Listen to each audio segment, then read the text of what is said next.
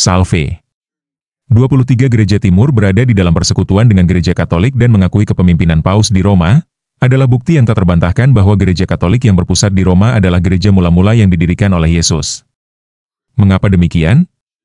Karena tidak mungkin mereka bersatu kembali bersama gereja Katolik di bawah kepemimpinan Uskup Roma, jika gereja Katolik bukan gereja mula-mula. Mereka ini adalah bagian dari gereja-gereja apostolik yang skismatik dengan gereja Katolik, yaitu gereja Timur Asiria yang menolak konsili Efesus pada tahun 431, gereja Ortodoks Oriental yang menolak hasil konsili Kalsedon pada tahun 451, dan gereja Ortodoks Timur yang menolak kepemimpinan Uskup Roma pada tahun 1054. Jika ketiga gereja apostolik kuno tersebut adalah gereja mula-mula, maka tentunya mereka bergabungnya kepada salah satu gereja apostolik kuno itu kan? Tapi tidak. Mereka justru bergabung dengan gereja Katolik yang berpusat di Roma, salah satu dari gereja apostolik kuno tersebut. Ini adalah pengakuan yang tak terbantahkan bahwa sejak semula, gereja adalah satu, kudus, Katolik, dan apostolik, di bawah kepemimpinan Santo Petrus dan para penerus suksesi apostolik Santo Petrus sebagai Uskup Roma. Gereja Katolik Timur merupakan kelompok yang menarik dari 23 gereja Kristen Suyuris yang otonom dalam persekutuan Katolik, yang bersatu di bawah kepemimpinan Paus Leo ke-14 di Roma, penerus Santo Petrus yang ke-267. Yang membuat mereka istimewa adalah kemampuan mereka untuk melestarikan tradisi liturgi, teologis, dan budaya yang unik. Gereja-gereja ini menelusuri asal-usul mereka ke komunitas Kristen paling awal di Mediterania Timur, Timur Tengah, Eropa Timur, dan Asia Selatan. Tidak seperti gereja Katolik Latin, atau Barat, yang mengikuti ritus Romawi, gereja Katolik Timur termasuk dalam 5 tradisi liturgi utama, yaitu Alexandria, Antiochia, atau Suriah Barat, Armenia, Kaldea, atau Suriah Timur, dan Bizantium, atau Konstantinopel. Bersama dengan gereja Barat atau Latin di Roma, mereka membentuk 24 gereja Suyuris dari gereja yang satu, kudus, Katolik, dan apostolik. Mari kita selami detail masing-masing dari 23 gereja Katolik Timur ini, yang disusun berdasarkan tradisi liturgi mereka. Aku percaya akan Roh Kudus, gereja Kristus yang kudus, persekutuan para kudus, pengampunan dosa, kebangkitan badan kehidupan yang kekal.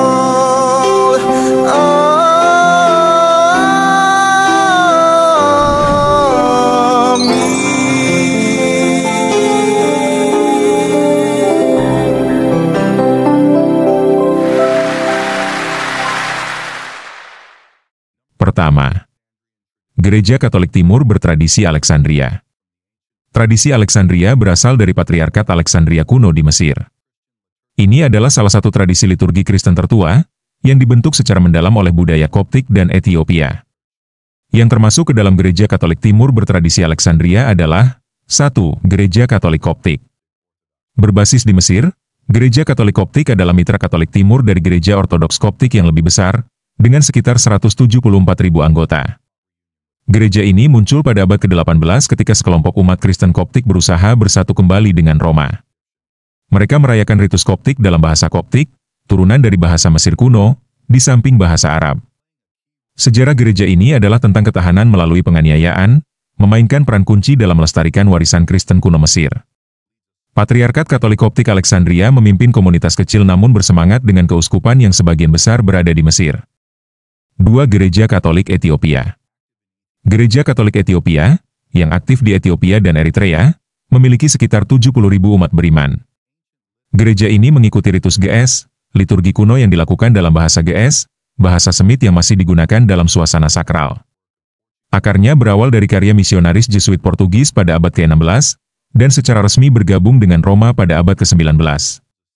Meskipun kecil, gereja ini memegang tempat penting dalam lanskap Kristen Ethiopia yang beragam, hidup berdampingan dengan gereja Tewahedo Ortodoks Ethiopia yang dominan. 3. Gereja Katolik Eritrea.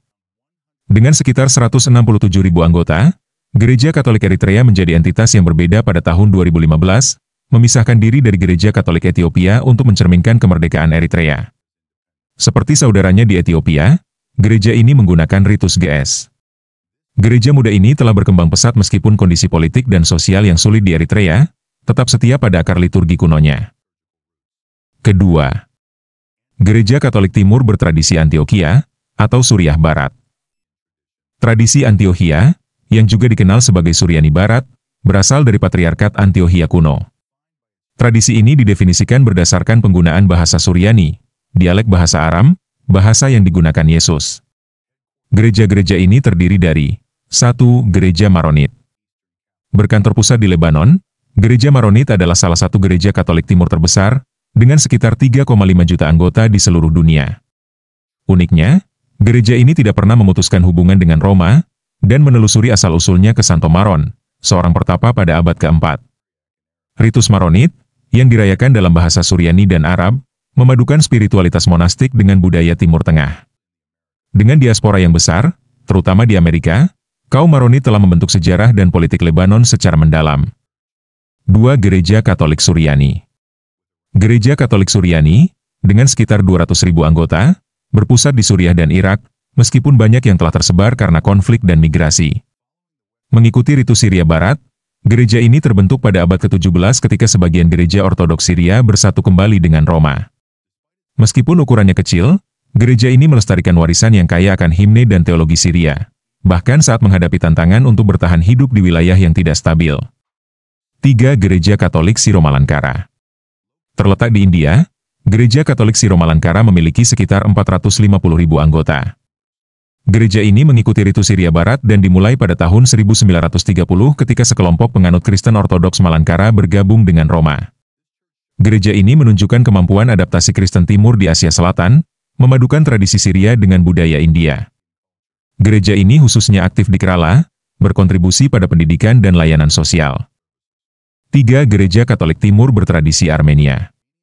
Tradisi Armenia berakar pada warisan Kristen kuno Armenia, salah satu negara pertama yang memeluk agama Kristen sebagai agama negara pada tahun 301 Masehi.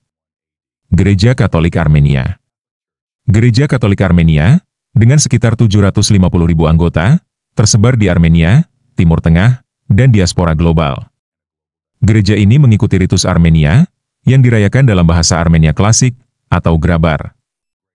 Dibentuk pada abad ke-18 melalui penyatuan dengan Roma, gereja ini memiliki tradisi yang sama dengan Gereja Apostolik Armenia tetapi mengakui otoritas Paus. Setelah mengalami kesulitan seperti genosida Armenia, gereja ini tetap menjadi mata rantai penting bagi identitas Armenia di seluruh dunia. 4. Gereja Katolik Timur bertradisi Kaldea, atau Suriah Timur. Tradisi Kaldea, atau Suryani Timur, berasal dari gereja Timur kuno di Mesopotamia, yang menggunakan Suryani sebagai bahasa liturginya. 1. Gereja Katolik Kaldea. Berbasis di Irak, Gereja Katolik Kaldea memiliki sekitar 500.000 anggota, meskipun banyak yang telah melarikan diri karena perang dan penganiayaan. Mengikuti ritus Suryani Timur, gereja ini bersatu dengan Roma pada abad ke-16. Sebagai salah satu komunitas Kristen tertua, yang berdiri sejak abad pertama, gereja ini menghadapi tantangan modern tetapi tetap berpegang teguh pada identitas dan liturginya yang unik. 2. Gereja Katolik Siromalabar. Berkantor pusat di Kerala, India, Gereja Katolik Siromalabar adalah gereja Katolik Timur terbesar, dengan sekitar 4,25 juta umat beriman. Gereja ini juga mengikuti ritus Suryani Timur, yang terkait dengan Gereja Timur melalui karya misionaris awal. Bersatu sepenuhnya dengan Roma sejak abad ke-16, kota ini memadukan tradisi Syria dengan budaya India. Dikenal karena semangat misionarisnya, sekolah-sekolahnya, dan komunitasnya yang aktif, kota ini merupakan pusat kekuatan di dunia Katolik. 5. Gereja Katolik Timur bertradisi Bizantium, atau Konstantinopel. Tradisi Bizantium, yang berasal dari kota besar Konstantinopel, sekarang Istanbul, merupakan tradisi yang paling tersebar luas di antara gereja-gereja Katolik Timur, dianut oleh 14 dari 23 gereja. Tradisi ini terkenal karena liturgi yang rumit, himnografi yang kaya, dan akar teologis yang dalam. Dipengaruhi oleh budaya Yunani dan warisan Kekaisaran Bizantium, tradisi ini menjembatani Timur dan Barat, menawarkan sekilas keagungan kekristenan awal. Mari kita bahas masing-masing gereja ini secara lebih rinci. 1. Gereja Katolik Yunani Albania. Gereja kecil di Albania ini, dengan hanya sekitar 4.000 jemaat, menggunakan ritus Bizantium dalam bahasa Albania. Muncul pada abad ke-17, gereja ini telah bertahan selama berabad-abad di bawah kekuasaan Ottoman dan kebijakan ateis yang keras dari rezim komunis Albania pada abad ke-20. Meskipun ukurannya kecil, Gereja ini berdiri sebagai bukti ketahanan iman di wilayah tempat kekristenan pernah hampir terhapus. 2. Gereja Katolik Yunani Belarusia.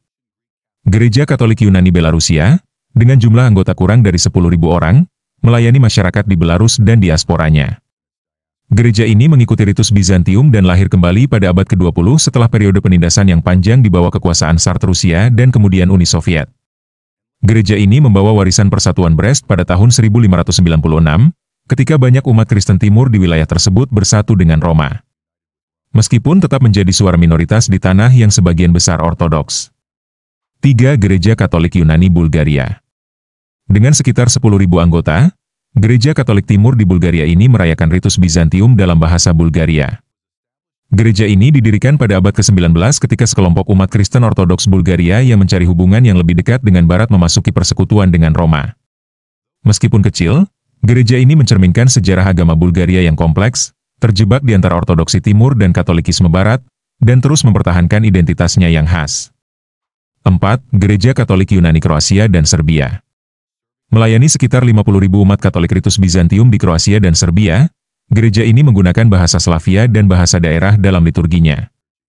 Gereja ini muncul pada abad ke-17 selama Persatuan Uzhorod, momen penting ketika umat Kristen Timur di Kekaisaran Habsburg bersatu dengan Roma. Keberadaannya menyoroti jalinan etnis dan agama yang rumit di Balkan, tempat iman dan identitas saling terkait erat. 5. Gereja Katolik Yunani, Helenik. Berbasis di Yunani dan Turki, gereja kecil dengan sekitar 6.000 jemaat ini menggunakan ritus Bizantium dalam bahasa Yunani. Didirikan pada abad ke-19 oleh para penganut Ortodoks Yunani, gereja ini merupakan kehadiran Katolik yang langka di wilayah yang didominasi oleh Ortodoks. Jemaatnya, yang seringkali terabaikan, mempertahankan kesaksian yang tenang tetapi teguh terhadap iman mereka di tengah budaya Ortodoks yang historis. 6. Gereja Katolik Yunani Hongaria. Dengan sekitar 290.000 umat, gereja di Hongaria ini merayakan ritus Bizantium dalam bahasa Hongaria. Gereja ini berdiri sejak abad ke-17, terkait dengan Persatuan Uzhorod, dan sejak itu berkembang menjadi gereja yang signifikan di Hongaria bagian timur. Gereja ini memadukan spiritualitas Bizantium dengan tradisi Hongaria, yang menawarkan ekspresi unik Katolikisme di negara yang dibentuk oleh pengaruh Timur dan Barat. 7. Gereja Katolik Italia Albania. Terletak di Italia Selatan, gereja dengan sekitar 60.000 jemaat ini melestarikan ritus Bizantium dalam bahasa Albania dan Italia.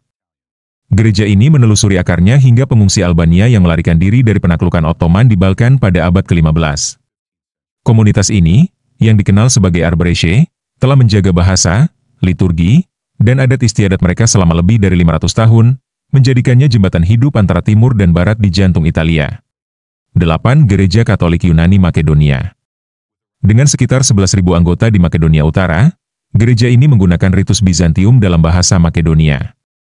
Didirikan pada abad ke-19, gereja ini tumbuh dari gerakan Kristen Ortodoks yang mencari persatuan dengan Roma. Meskipun kecil, gereja ini memainkan peran aktif dalam konteks lokalnya, yang mencerminkan ketahanan Katolik Bizantium di Balkan. 9. Gereja Katolik Yunani Melkit. Berpusat di Timur Tengah, khususnya Suriah dan Lebanon, gereja Melkit memiliki sekitar 1,5 juta anggota. Gereja ini menggunakan ritus Bizantium dalam bahasa Arab dan Yunani dan dikenal karena upaya ekumenisnya yang kuat terhadap ortodoksi. Muncul dari perpecahan abad ke-18 dalam Patriarkat Antiochia, kaum Melkit memiliki sejarah dialog dan pertukaran budaya yang kaya, yang menjadikan mereka suara penting di kekristenan Timur. 10. Gereja Katolik Yunani Rumania. Dengan sekitar 150.000 anggota di Rumania, gereja ini merayakan ritus Bizantium dalam bahasa Rumania. Dibentuk pada abad ke-18 melalui Persatuan Alba Iulia, gereja ini menghadapi penganiayaan brutal di bawah rezim komunis Rumania, yang melarangnya dari tahun 1948 hingga 1989. Sejak kebangkitannya, gereja ini muncul kembali sebagai simbol keimanan dan perlawanan di Transilvania dan sekitarnya. 11. Gereja Katolik Yunani Rusia. Gereja kecil ini dengan sekitar 3.000 jemaat di Rusia dan diasporanya menggunakan ritus Bizantium dalam bahasa Slavia. Didirikan pada awal abad ke-20 oleh para penganut Ortodoks Rusia yang terinspirasi oleh Persatuan Katolik, gereja ini hampir punah di bawah penganiayaan Soviet. Saat ini, gereja ini bertahan sebagai saksi kecil tetapi pedih bagi tradisi Bizantium di negara Ortodoks yang luas. 12. Gereja Katolik Yunani Rutenia. Dengan sekitar 420.000 jemaat di Ukraina dan Amerika Serikat, Gereja ini menggunakan ritus Bizantium dalam bahasa Slavia dan bahasa lokal. Akarnya terletak di wilayah Carpathia, yang terkait dengan persatuan Uzhhorod pada tahun 1646. Bangsa Rutenia memiliki sejarah migrasi dan adaptasi yang kompleks, dengan diaspora yang signifikan di Amerika tempat mereka membangun komunitas yang berkembang pesat sambil melestarikan warisan mereka. 13. Gereja Katolik Yunani Slovakia. Berbasis di Slovakia dengan sekitar 210.000 anggota, gereja ini menggunakan ritus Bizantium dalam bahasa Slovakia. Gereja ini diformalkan pada abad ke-20 setelah memisahkan diri dari gereja Rutenia, yang mencerminkan identitas nasional Slovakia yang khas. Berasal dari persatuan Uzhhorod yang sama, gereja ini telah tumbuh menjadi komunitas yang dinamis dengan ikatan yang dalam dengan sejarah dan budaya wilayah tersebut. 14. Gereja Katolik Yunani Ukraina. Gereja ritus Bizantium terbesar, dengan sekitar 4,5 juta anggota, berpusat di Ukraina, menggunakan ritus Bizantium dalam bahasa Ukraina. Gereja ini menelusuri asal-usulnya hingga persatuan Brest pada tahun 1596 dan telah menjadi landasan identitas nasional Ukraina. Ditindas di bawah kekuasaan Soviet dari tahun 1946 hingga 1989, gereja ini bangkit kembali lebih kuat dari sebelumnya, memadukan iman dengan semangat ketahanan dan kebanggaan budaya yang kuat. 23 Gereja Katolik Timur merupakan bukti keberagaman yang luar biasa dalam iman Katolik. Dari padang pasir kuno Mesir hingga komunitas India yang dinamis dan umat beriman Eropa Timur yang tangguh, gereja-gereja ini membawa warna, bahasa, dan tradisi mereka sendiri ke gereja universal. Bersama-sama, mereka mengingatkan kita bahwa persatuan tidak berarti keseragaman. Sebaliknya, itu adalah harmoni suara yang indah yang memuji Tuhan dengan cara mereka sendiri yang unik. Gereja mana yang paling membuat Anda terpesona? Beritahu saya di komentar di bawah ini dan jangan lupa untuk menyukai dan berlangganan untuk lebih banyak eksplorasi tentang iman dan sejarah gereja yang satu, kudus, katolik, dan apostolik. Aku percaya akan Roh Kudus, Gereja Kristus yang